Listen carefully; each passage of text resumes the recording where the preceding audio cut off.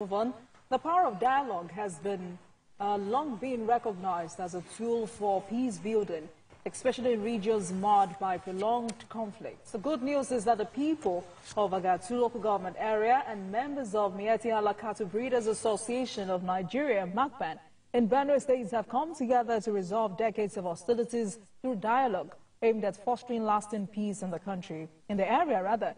The leaders of the two communities also promised to expose criminal elements threatening the peace in that part of the state. Let's share the news by TVC News. Mayowa Kwato with you. The search for a lasting peace, which has eluded residents of Agatu Local Government Area of the state for decades, continues to earnest here at Obagaji, the local government headquarters, with critical stakeholders from the opposing communities. In a show of commitment, the leadership of the Fulani socio-cultural group, while pledging to resolve and give peace a chance, vowed to expose any criminal element threatening the peace of the area. We have come to appeal to them to kindly forgive us over what has happened, so that we can live together and continue to live together. We are here in recognition of the peace effort we have been doing all this while in Agatu Local Government, and it's paying off because today we saw more chiefs, the local government chairman, everybody is present to ensure that we have permanent peace in Agatu Local Government. We grew up here. This is where we used to know as home, and want to come back and continue to live together peacefully in Agatu Local Government Area of Benue State. There had been several chairmen before him, and things never go the way we wanted. But he is towing the side of God, and with God on his side, by the grace of God, we are getting there. Chairman Agatu Local Government Melvin Eje sets up a 14-member committee to consolidate on the gains of the peace meeting. It was agreed that peace should reign in Agatu between the farmers and the herders. Agatu accepted to wholeheartedly forgive and forget the past. The Fulani, on their part, have agreed to expose or fish out any of their sons who is a criminal element within our land and destroying our crops. It is also our agreement. The Fulani tendered unreserved apology for every wrong they have done to Agatu people. And we also agree that where some of our criminal youth took law into their hand, we also tender such apology. And we have decided to forgive each other. This marks a significant step in the concerted reconciliation attempts between the Agatus and the Fulanis, who have been at loggerheads for decades. Mayowa Okwato, TVC News, Obagaji. Our correspondent there, Mayowa Okwato. Adeoye, let me start with you. Perhaps you may need to help us with the background story of how this crisis started and the significance of this latest development. Well, I think the conflict between the herdsmen, who are essentially Fulani, and indigenous communities in Benue State is not a new problem. It's been there for a very long time. But what is new is the dimension, the extremely violent dimension, the level of killings and counter killings, the desperate search for vengeance, hate killings.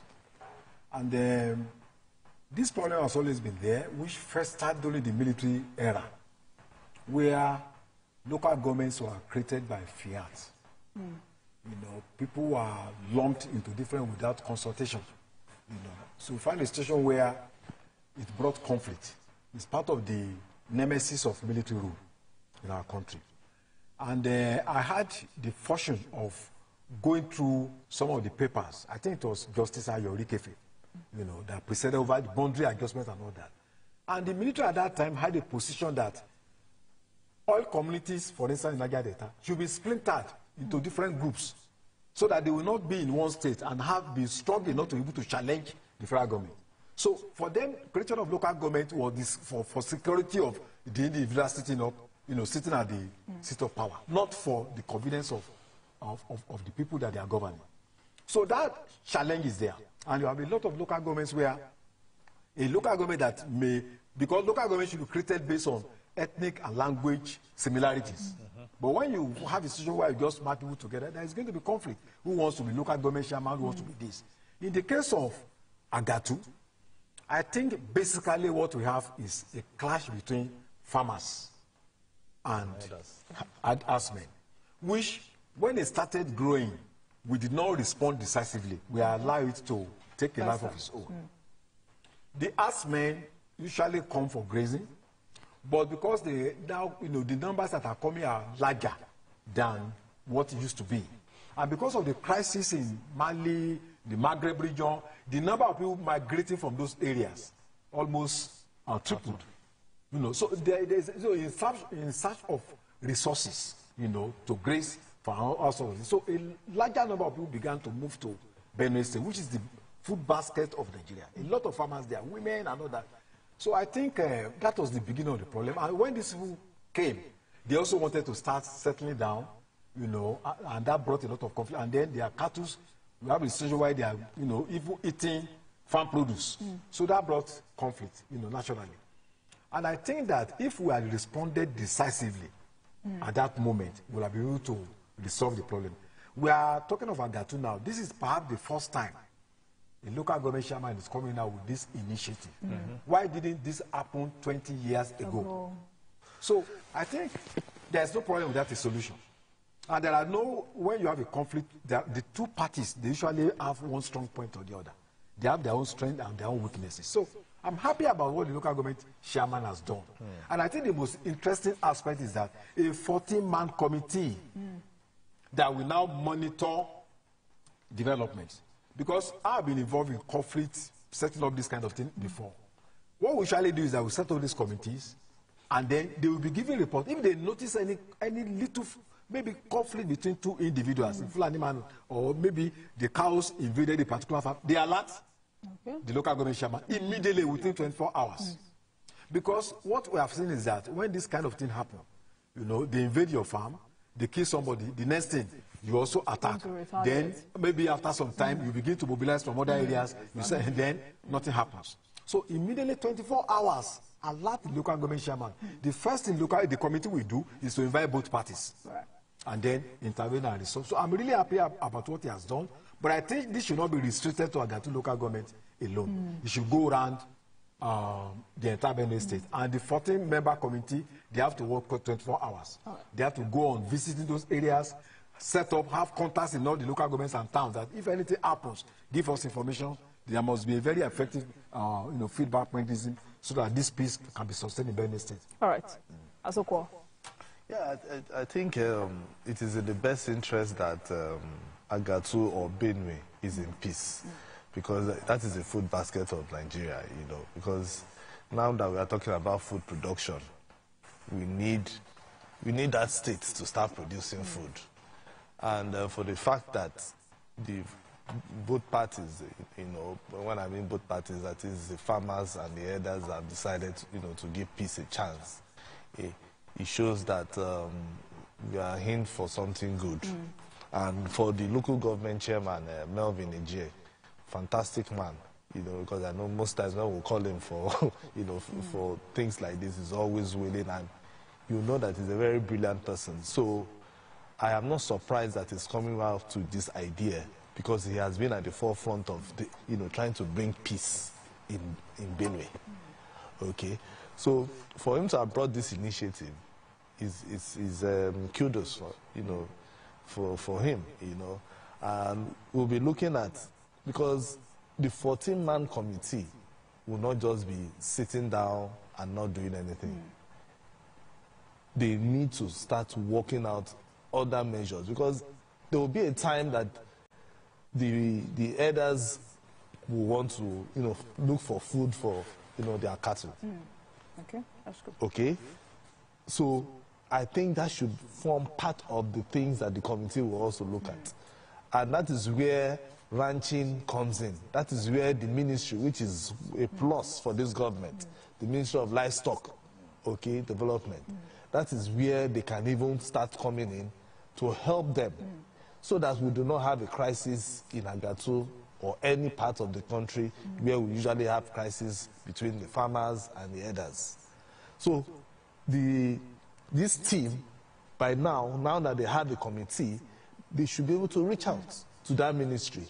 How do we stop crisis when We don't have, when there's dry season, okay, when the Harmattan comes and there's no grass for us to, give our cattle, how do we survive? How do our cattle survive? So that they don't go and begin to eat people's yams or people's crops, okay? So that is, another resurgence of crisis. Because take it or leave. If the herders don't feed their cattle, there will be crisis. And if the farmers are losing their crops, there will be crisis. So they need to be very, very strategic with, this whole arrangement. It's a good arrangement. They want peace, and which is very good, because without peace, there's no development, So for them, I hope they'll be able to strengthen this, look at it. I know Melvin, I'm very sure he'll be looking at us right now if they're watching. They should be able to go further. We know that anybody that wants to cause crisis, the committee is going to arrest them, make sure that they are brought to book.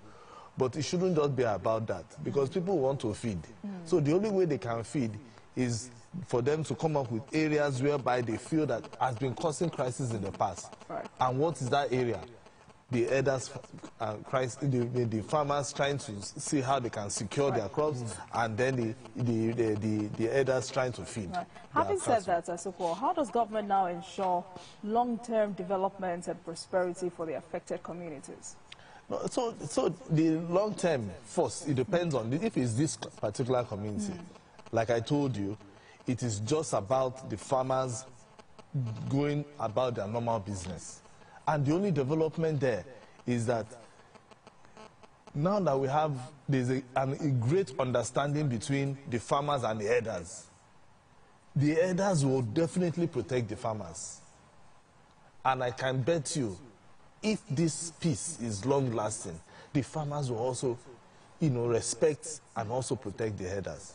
Because sometimes some of these things that happen is that why we've been having this crisis sometimes is that when the cattle or the cows, they go to the farms, they go and eat their crops, the first thing the farmers do is to kill the cows. And then the herder who has spent years to graze, to keep these cows, to nurture it to that growth, and you are going to kill it, becomes very angry. Then the next thing, they retaliate, and it becomes a major crisis. So what the government will do now is for them to go back to, try and see how they can help, this Agatu local government, see how they can make sure that this peace that they have agreed is strengthened in any way possible. They can do it, government can do it. Thankfully, we have their governor is also trying to make sure that, peace returns to Benue in any way possible. So if this is maintained, I can see other people even trying to copy from them. All right, gentlemen, let's move on quickly to our next.